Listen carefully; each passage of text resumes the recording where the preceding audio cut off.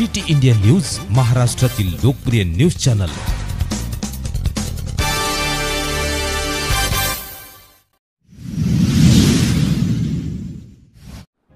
जिल्हाधिकाऱ्यांनी केली उपोषणकर्त्यांना दमदाटी, प्रशासन सुस्त। सविस्तर वृत्त असे की निरंजन श्रावण एरणे हे मौजा कुऱ्हाडी तालुका गोरेगाव जिल्हा गोंदिया येथील रहिवासी असून सशस्त्र सीमा बल भोपाळ येथे सैनिक म्हणून कार्यरत आहेत। त्यांचे मूळ गाव कुऱ्हाडी येथे वडिलोपार्जित घर असून घराकडे जाणारा सार्वजनिक रस्ता अंदाजे 20 फुटाचा होता व आजूबाजूच्या लोकांनी अतिक्रमण केल्यामुळे ते अंदाजे 3 फुटाचाच राहिलेला आहे। त्यामुळे निरंजन एरणे यांनी तहसीलदार कार्यालय गोरेगाव येथे दिनांक 16 जुलै 2011 ला अर्ज दिल्यामुळे तहसीलदार यांनी मंडळाधिकारी व तलाठी यांच्या मार्फत चौकशी केल्यावर रस्त्यावर अतिक्रमण असल्याचा अहवाल दिल्यामुळे तहसीलदार गोरेगाव यांनी 3 जुलै 2011 रोजी ग्रामपंचायत प्रशासन कुऱ्हाडी तालुका गोरेगाव यांना पत्र पाठवून ग्रामपंचायत अधिनियम 1958 नुसार सार्वजनिक रस्त्यावरील अतिक्रमण काढण्याची कारवाई करण्याचे पत्र दिले होते।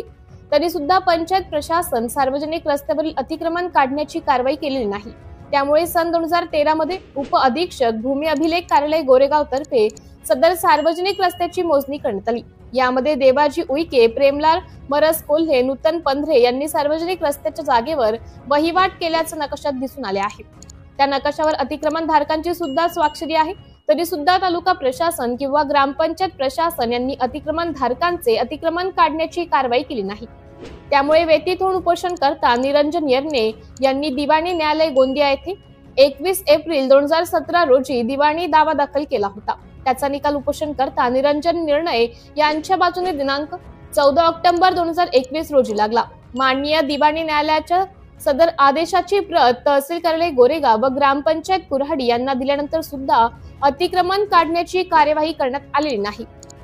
उपोषणकर्ता यांचे वडिलांचा मृत्यू 2017 ला व पत्नी यांचा मृत्यू 2023 ला झाल्यावर त्यांनी अंत्ययात्रा याच रस्त्याने नेऊ शकले नाही। शेजारी त्यांच्या शेतातून न्यावी लागली। तहसील प्रशासन गोरेगाव व ग्रामपंचायत प्रशासन कुऱ्हाडी यांच्या वेळकाढू धोरणामुळे अतिक्रमण धारकांना वरिष्ठ न्यायालयात अपील करायला पुरेसा वेळ मिळाला व त्यांनी अतिक्रमण कायम ठेवले। त्यामुळे अतिक्रमण धारकांना वरिष्ठ न्यायालयात अपील करायला ग्रामपंचायत प्रशासनाने संधी दिल्याचे दिसून येते। त्यामुळे उपोषणकर्ता निरंजन यांनी 20 जून 2025 रोजी जिल्हाधिकारी कार्यालय गोंदिया येथे कागदपत्रे जोडून अर्ज दिला। तरी सुद्धा जिल्हा प्रशासनाने दखल घेतली नाही। त्यामुळे निरंजन एरणे यांनी 3 जुलै 2025 रोजी तहसील कार्यालय गोरेगाव, पोलीस स्टेशन गोरेगाव, गट विकास अधिकारी पंचायत समिती गोरेगाव व ग्रामपंचायत प्रशासन कुऱ्हाडी यांना दिनांक 14 जुलै 2025 पासून बेमुदत आमरण उपोषण शहीद जान्यातीमा स्मारक कुऱ्हाडी येथे सुरू करत असल्याचं पत्र देऊन कळवले। दिनांक 14 जुलै 2025 रोजी सोमवार पासून उपोषण सुरू करण्याच्या पहिल्या दिवशी कोणताही प्रतिसाद दिला नाही। दिनांक 15 जुलै 2025 मंगळवार रोजी उपोषणाच्या दुसऱ्या दिवशी तहसीलदार गोरेगाव व गट विकास अधिकारी यांनी उपोषणस्थळी भेट देऊन अतिक्रमण असलेल्या सार्वजनिक रस्त्याची पाहणी केली व संबंधित ग्रामपंचायतच्या कर्मचारी व अधिकारी यांना सूचना केल्या। तरी सुद्धा काहीच कारवाई करण्यात आली नाही। उपोषणाच्या तिसऱ्या दिवशी 16 जुलै 2025 रोजी बुधवार रोजी उपोषणकर्ता श्री निरंजन एरणे यांनी गोंदिया जिल्हाधिकारी श्री प्रजित नायर यांना भ्रमणध्वनी फोन केला असता त्यांनी उलट उपोषणकर्त्याला दमदाटी केली व त्यांचे म्हणणे ऐकून घेतले नाही। तसेच अर्ज माझ्या कार्यालयात घेऊन येऊन भेटा असं म्हणते। तसेच उपोषणकर्ता उपोषण स्थळ सोडून जिल्हाधिकारी यांना भेटायला जाईल काय? दिनांक 20 जून 2025 ला जिल्हाधिकारी गोंदिया येथे उपोषणकर्त्यांनी दिलेल्या पत्राचं जिल्हाधिकाऱ्यांनी वाचन केले नाही काय? प्रशासन किती सुस्त आहे हे यावरून लक्षात येते। दिनांक 17 जुलै 2025 रोजी उपोषणाच्या चौथ्या दिवशी नायब तहसीलदार राजश्री मल्लेवार यांनी अतिक्रमण स्थळी भेट दिली। यांना कोणीतरी बाजूच्या कुंपण नसलेल्या शेतातून उपोषणकर्त्यांच्या घराकडे जाणे शक्य असल्याचे दाखवले। त्यांनी तसे तहसीलदार गोरेगाव यांना कळवले। प्रकरण गावातील सार्वजनिक रस्त्याचे आहे व नायब तहसीलदार शेताकडील रस्त्याची पाहणी करतात व घराकडे जाण्यासाठी शेतातून कडी कचरा व अंधार असलेला तो रस्ता सुचवतात व गावातील अतिक्रमण सार्वजनिक रस्त्यावरील अतिक्रमण काढण्याबाबत कमालीचं दुर्लक्ष करतात ही गंभीर बाब आहे। शेत रस्ता व गावठाणमधील सार्वजनिक रस्ता यामध्ये फरक महसूल प्रशासनाला समजत नाही काय? हे प्रशासनाचं अपयश म्हणता येईल। दुखणे हाताला परंतु पट्टी पायाला असा प्रकार दिसून येतो।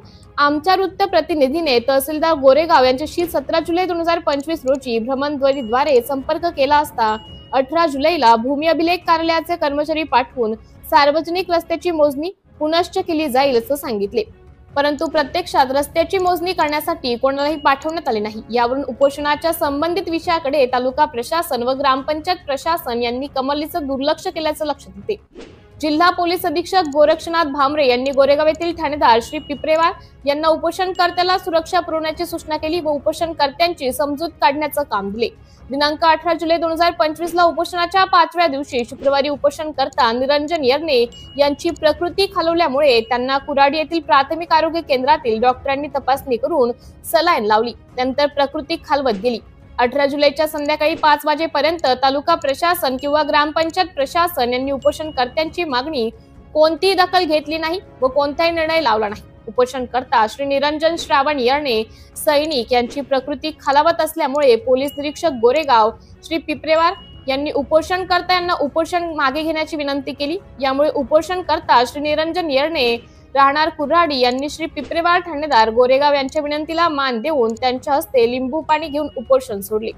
त्यानंतर ग्रामपंचायत कुऱ्हाडी येथील ग्रामपंचायत कमिटी उपस्थित झाले। 5 दिवस उपोषण करून सुद्धा उपोषणकर्ता श्री निरंजन श्रावण येरणे यांची मागणी मान्य केली नाही। एकूणच महसूल विभागाच्या उदासीन धोरणेमुळे सार्वजनिक रस्त्यावरील अतिक्रमण काढण्यात आले नाही। याकडे महाराष्ट्र राज्याचे लोकप्रतिनिधी लोकप्रिय महसूल मंत्री श्री चंद्रशेखरजी बावनकुळे साहेब लक्ष देतील काय? महसूल अधिकारी व कर्मचारी यांचा क्लास घेतील काय? नागपूर जिल्हा व्यतिरिक्त इतर जिल्ह्यांसाठी सुद्धा माननीय महसूल मंत्र्यांनी वेळ काढावा अशी नागरिकांची मागणी आहे। सिटी इंडिया न्यूज साठी तालुका प्रतिनिधी महादेव शेंडे, गोरेगाव।